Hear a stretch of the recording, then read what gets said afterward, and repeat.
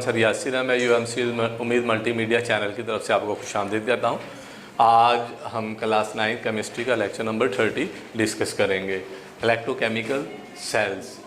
Electrochemical cell is a system in which 2 electrodes are dipped into the solution of electrolyte and are connected to battery. जैसा कि आप शक्ल के अंदर देख रहे हैं, ये एक सॉल्यूशन है। लेट हम नमक को लेते हैं, सॉल्ट को, उसको पानी के अंदर डालकर नमकीन पानी का सॉल्यूशन इस बीकर के अंदर ऐड कर देते हैं, तो ये एक साल्ट का सॉल्यूशन जो है वो बन जाता है। Na+ साइन और Cl- साइन इसके अंदर मौजूद है। इसके अंदर हम 2 पत्रियाँ लेते हैं, उसको इसके अंदर डिप कर देते हैं। वो कॉपर की बनी हुई 2 पत्रियाँ लेते हैं, उन दोनों को बैटरी के सोर्स के साथ जो है वो जोड़ देते हैं। ये बैटरी है। बैटरी के 2 टर्मिनल होते हैं।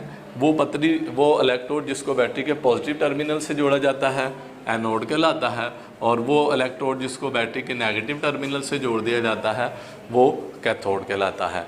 इलेक्ट्रोकेमिकल सेल क्या है? ये आपके सामने ये एक इलेक्ट्रोकेमिकल सेल है। ये एक ऐसा सिस्टम है इन विच 2 इलेक्ट्रोड, इसमें 2 इलेक्ट्रोड्स हैं, एनोड और कैथोड, दोनों डूबे हुए हैं किसके अंदर? इलेक्ट्रोलाइट के सॉल्यूशन के अंदर, NaCl के। इलेक्ट्रोलाइट सॉल्यूशन में से करंट गुजर जाता है, यानी सॉल्यूशन के अंदर इनको हमने डुबोया हुआ है एंड आर कनेक्टेड। और ये दोनों इलेक्ट्रोड तार के ज़रिए, ये कॉपर की वायर है, कॉपर वायर के ज़रिए दोनों इलेक्ट्रोड जो है वो बैटरी के साथ जुड़े हुए हैं। ऐसा सिस्टम जो है इलेक्ट्रोकेमिकल सेल जो है वो कहलाता है। Electrochemical cells are of 2 types. इसकी बेसिकली 2 इकसाम होती हैं। Electrolytes, the substance which can conduct electricity in their aqueous solution और मोल्टन स्टेट। ऐसा सब्सटेंस जिसको हम पानी में हल कर लें, जैसे नमक है, इसको हमने पानी में डिज़ोल्व किया, बीकर के अंदर डाल दिया, सर्किट को ऑन किया और इसमें से करंट गुजारा। जैसे ही हमने सर्किट में से करंट गुजारा और करंट बीकर में से गुजर गया, तो ऐसा सॉल्यूशन जो है वो इलेक्ट्रोलाइट कहलाता है। लेकिन हमें कैसे पता लगा ये इलेक्ट्रोलाइट सॉल्यूशन है? हम क्या करते हैं, इस वायरिंग के दौरान इधर हम एक कोई बल्ब लगा देते हैं, ठीक है।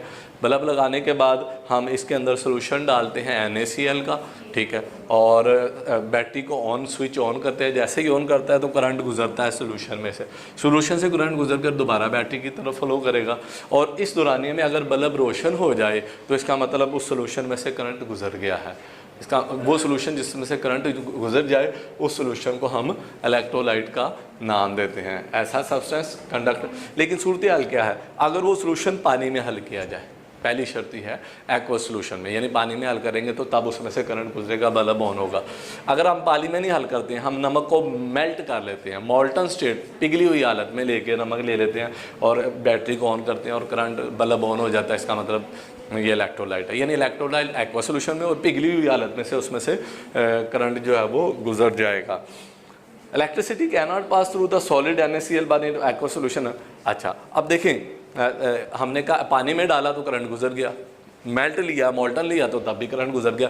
लेकिन अगर हम सॉलिड नमक के क्रिस्टल इधर लेके दोनों इलेक्ट्रोड्स को डिप करके करंट गुजारे तो बल्ब ऑन नहीं होगा। इसका मतलब ये हुआ सॉलिड NaCl जब होगा तो उसमें से करंट नहीं गुजरता। इसकी वजह ये होती है कि सॉलिड NaCl के क्रिस्टल के अंदर सोडियम और क्लोराइड के आयन बड़ी मजबूती से एक दूसरे के साथ जुड़े होते हैं और वो आयन एक दूसरे से अलग नहीं होते, जिसकी वजह से सॉलिड शय में से NaCl में से करंट नहीं गुजरता। इलेक्ट्रोलाइट्स जो है वो 2 किस्म के होते हैं, या तो स्ट्रॉन्ग इलेक्ट्रोलाइट होते हैं या वीक इलेक्ट्रोलाइट होते हैं। स्ट्रॉन्ग इलेक्ट्रोलाइट्स क्या होते हैं? The electrolyte which ion is completely in their aqueous solution and produce more ions are counts. यानी ऐसे इलेक्ट्रोलाइट जो सॉल्यूशन के अंदर मुकम्मल तौर पर आयोनाइज हो जाए, ठीक है, ज़्यादा से ज़्यादा आयन दे, तो ऐसे इलेक्ट्रोलाइट स्ट्रॉन्ग इलेक्ट्रोलाइट कहलाते हैं। जैसे इसकी मिसाल है, example of strong electrolyte are aqueous solution of NaCl, NaOH। आप देख रहे हैं NaOH, इसके पास जो है वो सोडियम आयन है और एक हाइड्रोक्साइड आयन है, ये मुकम्मल तौर पर आयोनाइज हो जाता है। इसी तरह अगर हम इसकी दूसरी एग्जांपल की तरफ गौर करें, सल्फ्यूरिक एसिड H2SO4, ये कम्प्लीटली आयोनाइज हो जाता है और 2 हाइड्रोजन आयन जो है वो मुहैया करता है।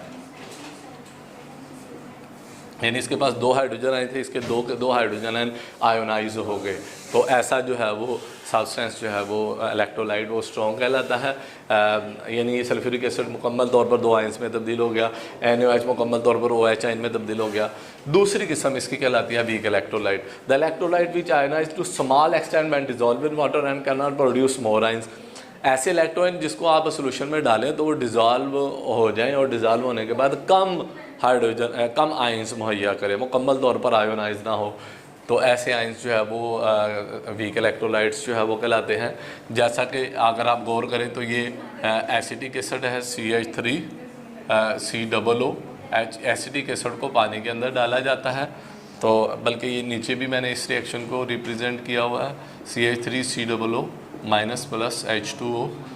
तो अब देखें एसिटिक एसिड के पास 4 हाइड्रोजन आयन मौजूद है, ठीक है। आयोनाइज सिर्फ एक हाइड्रोजन जो है एसिटिक एसिड का आयोनाइज हो रहा है और बाकी वैसे के वैसे जो है CH3 COO में मौजूद है, यानी मुकम्मल तौर पर आयोनाइज नहीं हुआ। तो ऐसे जो है इलेक्ट्रोलाइट क्या कहलाते हैं, वीक इलेक्ट्रोलाइट कहलाते हैं। इसके मिसाल एसिटिक एसिड है और कैल्शियम हाइड्रोक्साइड भी जब डिज़ोल्व करें तो मुकम्मल तौर पर आयोनाइज नहीं होता, स्मॉल एक्सटेंट में आयोनाइज होते हैं। These are the good example of electrolyte.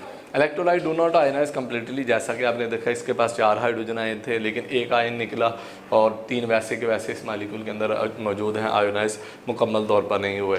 For example ionisation of acetic acid. अच्छा, जो वीक इलेक्ट्रोलाइट होते हैं they are poor conductor of electricity, क्योंकि वो आयोनाइज मुकम्मल तौर पर नहीं होती और उनमें करंट जो है वो ना होने के बराबर गुजर